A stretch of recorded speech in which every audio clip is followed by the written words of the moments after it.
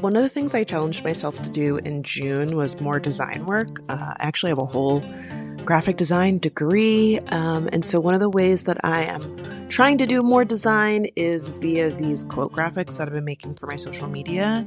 And this one is inspired by just the utterly dystopian state of our current world, especially coming off of the most recent debate.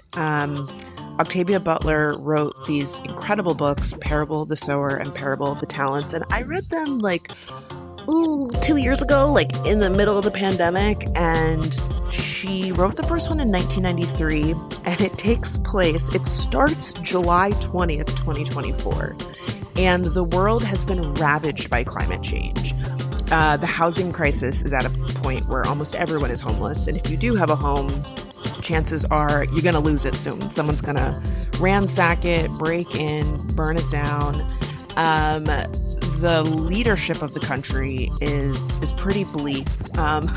In the second book, this extreme conservative Christo-fascist is running, and his slogan is "Make America Great Again," and he's running against the vice president of the country, who is this old, decrepit man. I mean, Octavia, you knew something. Homegirl was ahead of her time, to say the least.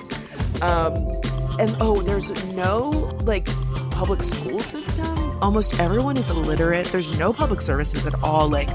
If your house is on fire, for example, the fire trucks don't just come. You have to call them and then you have to pay them. Similarly with the police. It's genuinely so scary. Oh, there's been multiple pandemics in the books also. Anyways, so all of that to say that Octavia Butler was a prophet. And so I decided to make this quote graphic that says, Octavia Butler tried to tell us. I saw it on a t-shirt and I thought it was just so poignant. And I was inspired to make this quote graphic after seeing the work of Micheline Thomas. She has an exhibit in LA at the Brogue right now called All About Love. And her work is so Black, so queer, it's collagey, it's really colorful. And that's what I really love about her work. And so I tried to evoke that, even though this is Photoshop. I used a lot of scanned elements like florals and crumpled paper and wax prints. I really didn't have a color scheme in mind, but as I started working on this, I realized that I wasn't super into the direction that I was going in.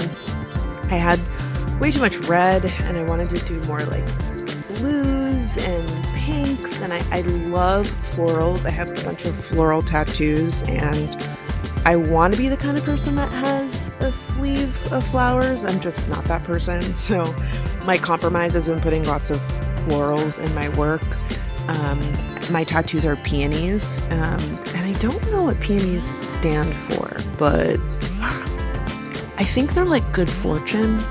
Anyways, what I really liked about this photo of Octavia Butler is it kind of looks like she's sitting on a throne. So I really kind of leaned into that. I actually found this couch that was in a similar positioning, and then I tried to take all my elements and put them around her, almost like a crown of sorts. And I even put a gold foil circle around her, which kind of has a crown vibe to it. I love these wax prints. When I had locks, I wore a lot of head wraps, and honestly I should go back to wearing head wraps. And so I pulled a bunch of these and played with the saturation and all the different layer styles to just make all of these elements kind of fade into each other, which was really fun. I also kind of distressed the edges to make them look like ripped pieces of paper, and I really like how that turned out. And then to end things off, I just did a bunch of doodles on top. If I had actually drawn this image, that's what I would do. So again, I like to try and recreate handmade elements. And I just Googled all of these images and dropped them in here, and then I posted on my Facebook, and here's the final layout. Octavia Butler absolutely tried to tell us, and if you haven't done so already, I highly recommend reading Parable of the Sower and Parable of Talents, but be forewarned, they're hard reads, because the shit is real.